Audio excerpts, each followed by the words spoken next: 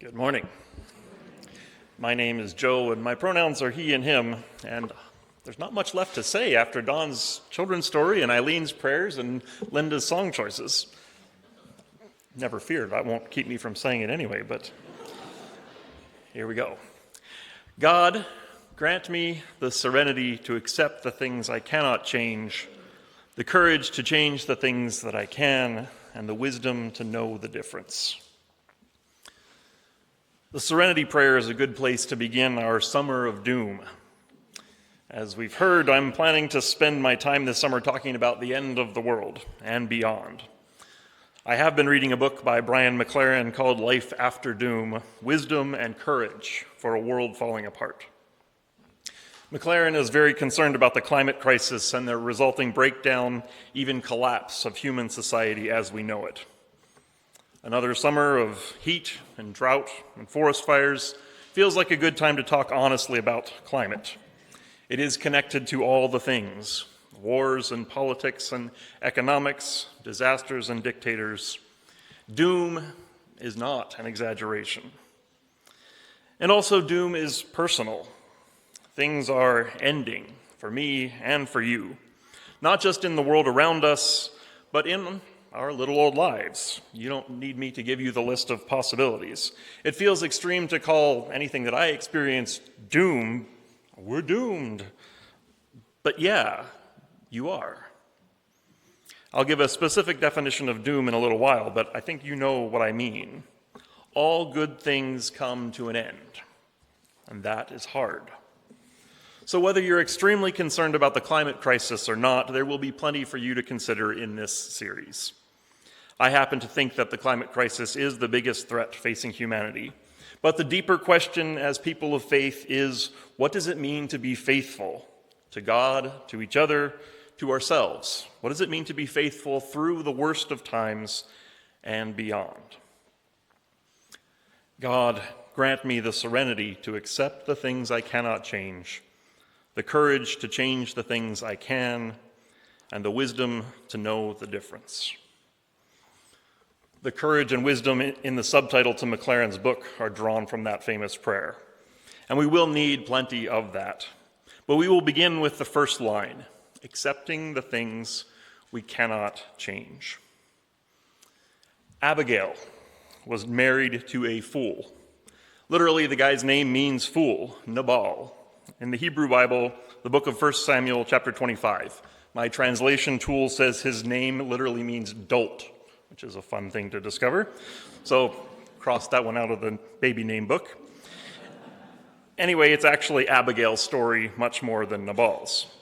At the time, the tribes of Israel were ruled by King Saul. Saul was well into his obsession with his rival David. By then, everyone knew that Saul had fallen out of favor with the high priest Samuel, and Samuel had gone and chosen and anointed young David to replace Saul. And so, as kings do, King Saul chased David off into exile. And David and his crew of soldiers made their way south in the wilderness in Israel and made a life for themselves there in the wilderness, close to the Sinai Peninsula.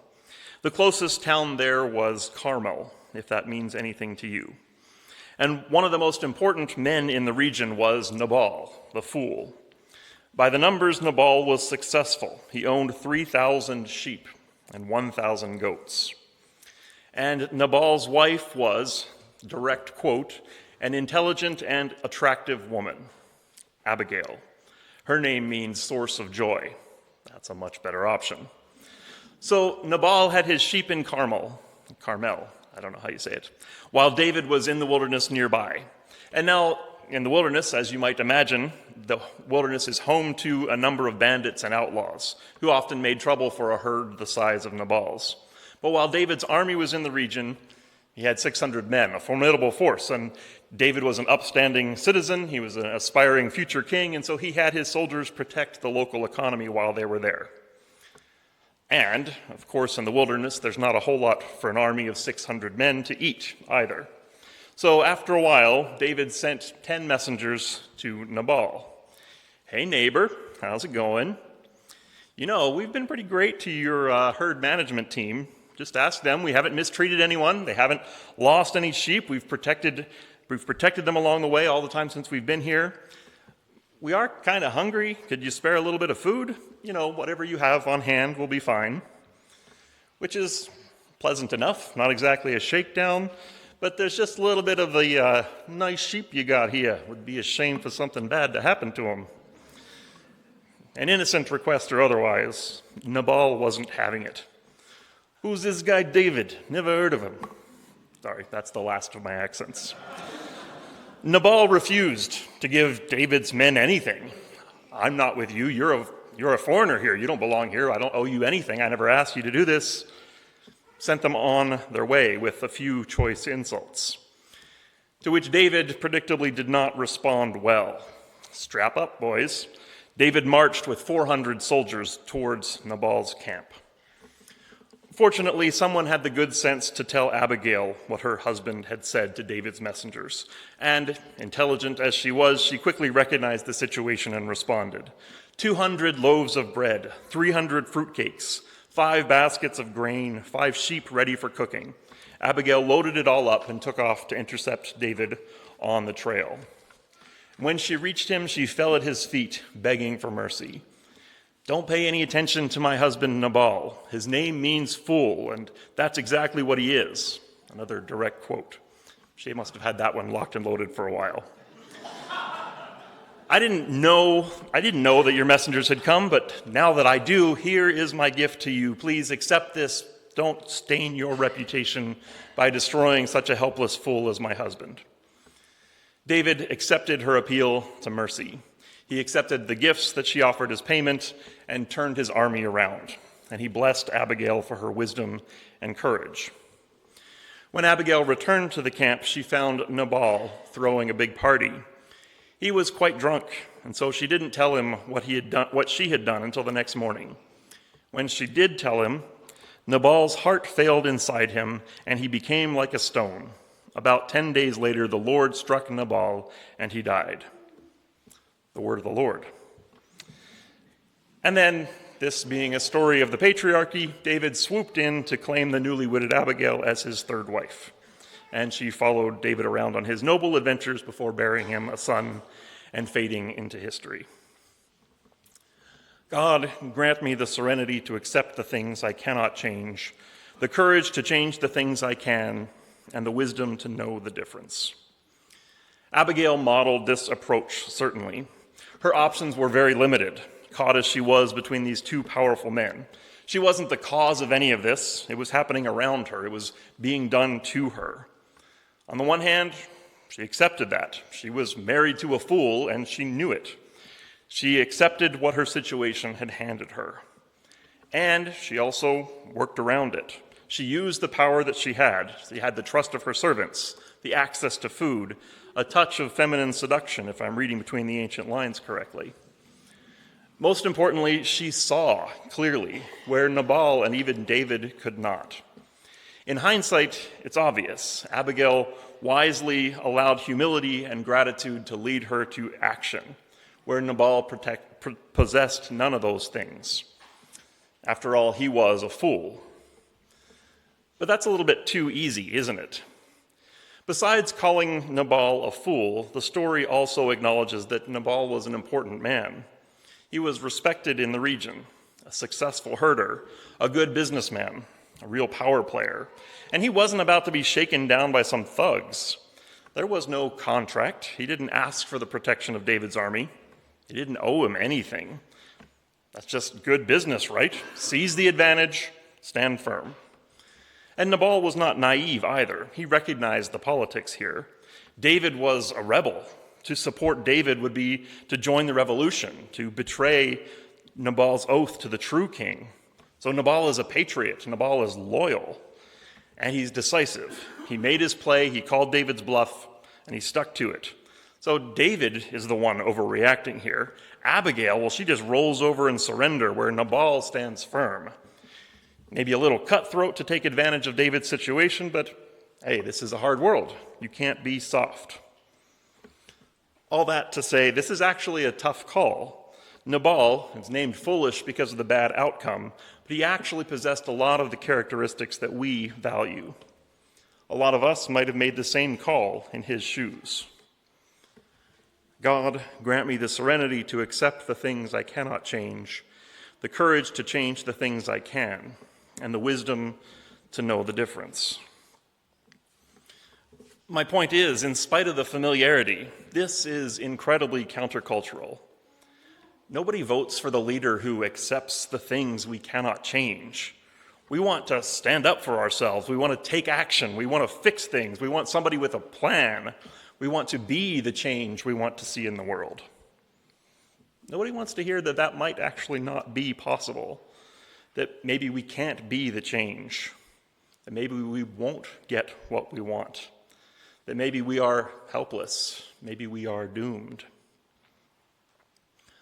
I like how Brian McLaren describes the origins of the word doom. The word derives from the Middle English doom and Old English dom, which meant a law or decree issued to bring justice.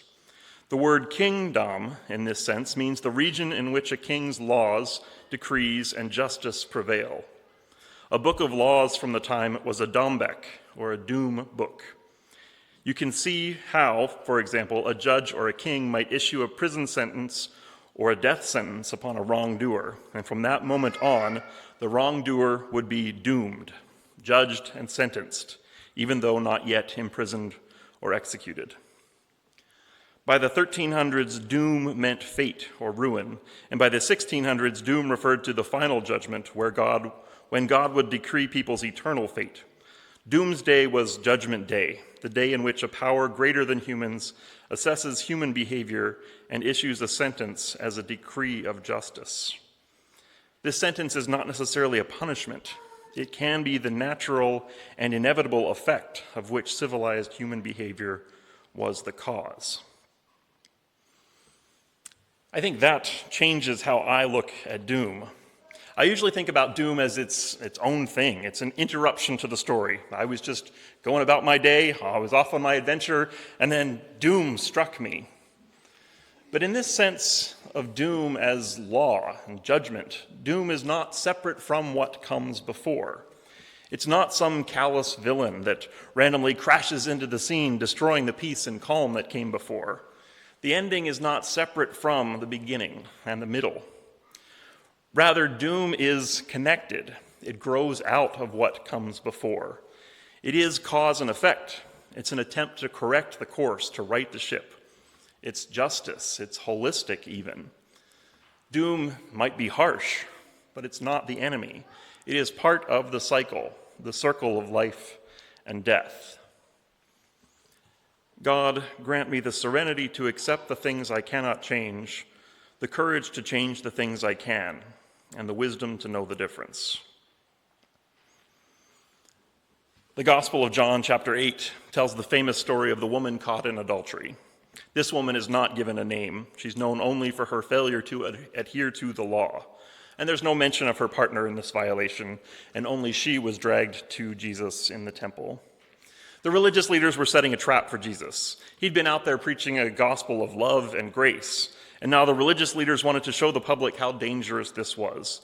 Jesus was breaking with tradition. He was disregarding the rules, and that was disturbing. The rules were what kept them safe, that kept them on God's good side. The rules prevented and corrected bad behavior. The rules prevented doom. So the religious leaders brought this woman as an object lesson. The law says her sin is punishable by death, by stoning. So they thought that they would force Jesus to choose between keeping the law, condemning the woman, or acquitting her, releasing her from punishment, and thereby excusing her unacceptable behavior. And forced to choose, that would expose the danger of his teaching to the public. But instead, Jesus exposed the trap. You know the words, "Let the one without sin cast the first stone." And one by one, the religious leaders walked away. Not a single stone was thrown because they had all sinned. They had all broken their precious rules. No one condemned this woman because by the rules they were all condemned. The law, the rules, the system was set up to maintain order, to keep people in line, to protect from harm. But in spite of the good intentions, what the rules really did was to expose the fatal flaw of our humanity. The rules don't keep us safe. They don't actually prevent doom, because it's not the law that condemns us. We condemn ourselves. Well, well, well, that isn't the consequences of my own actions.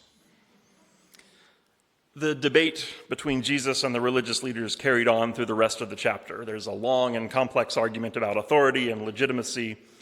The climax of the debate is this famous quote, "You shall know the truth, and the truth shall set you free." The truth is, we are all doomed in that judgment sense of the word. Cause and effect, consequences, actions and consequences.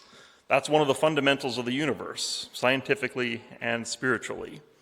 We're all limited, self-centered, constrained to seeing and operating from this one perspective, this one finite body. Given these limitations, in spite of our best intentions, we operate imperfectly and exist impermanently. In familiar religious language, we are all sinners. We all fall short. We are all fools. We're all Nabal dancing and drinking as the army of doom marches towards us. The wages of sin is death. We are doomed. And the gift of God is life eternal, life that endures, life that comes anyway, even as we are doomed. And so the truth that sets us free, the paradox of Christian spirituality, is that we are offered not freedom from death, but freedom through death. Not freedom from doom, but freedom through doom. Sorry, I ran out of time before I could figure out how to say this more clearly. And then at some point I realized I was trying to paraphrase the whole book of Romans, which made things even more messy. God, grant me the serenity to accept the things I cannot change, the courage to change the things I can, and the wisdom to know the difference. Truth and consequences, freedom and doom.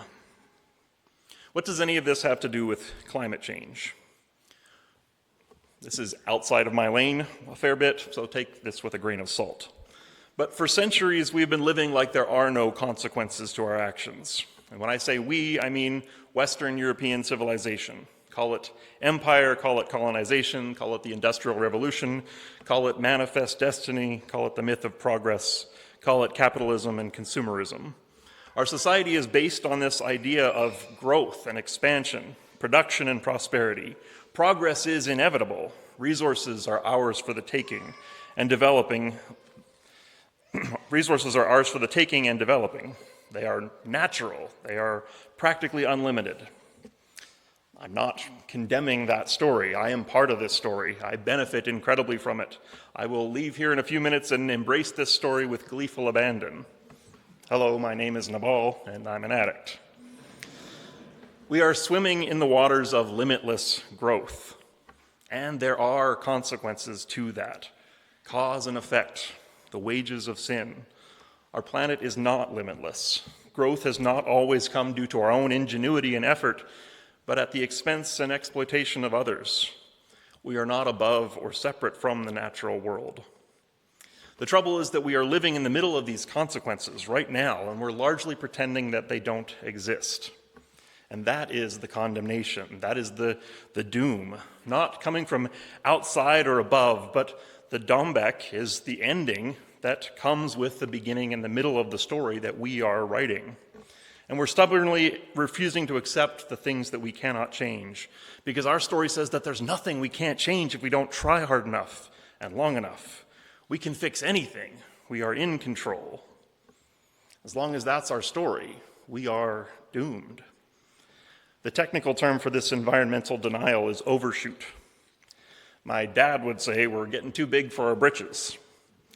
The Apostle Paul said that the wages of sin is death. And the gift of God is life anyway. Life anyway. Doom is not the end of the story. It is a continuation, and there is something beyond. The what is beyond, cause and effect, is determined by us. What does it mean to be faithful in light of doom? God, grant me the serenity to accept the things I cannot change, the courage to change the things I can, and the wisdom to know the difference. We need to face what we know, and we need to face what we don't know. Only what is faced can be changed, says Brian McLaren. That was the difference between Abigail and Nabal. He looked away, she refused to look away. That was the difference between Jesus and the religious leaders. They deflected, they blamed someone else, they tried to avoid it. Jesus engaged it, saw it as it was. That's my invitation for the summer. Try not to look away. Whatever your doom is, you can face it. You can name it. You can accept that there are pieces you cannot change, and you can engage the pieces that you can. If you want to join me in the focus on the doom of the climate crisis, there are a lot of ways to do that. I highly recommend McLaren's book. You can track that down at the public library or wherever fine books are sold. I'm also hoping to host some more direct conversations about the climate crisis. Lots of you know far more than I do about that, so I hope that we can come together and discuss some of these things more specifically, to talk about what we know and what we don't know together. You can keep showing up here. We will be talking about this throughout the summer. It's not the only thing we're going to talk about, but it is the main thing throughout the summer. And I was going to say, show up, it's not going to be sad or scary, but the truth is, it will be sad and scary.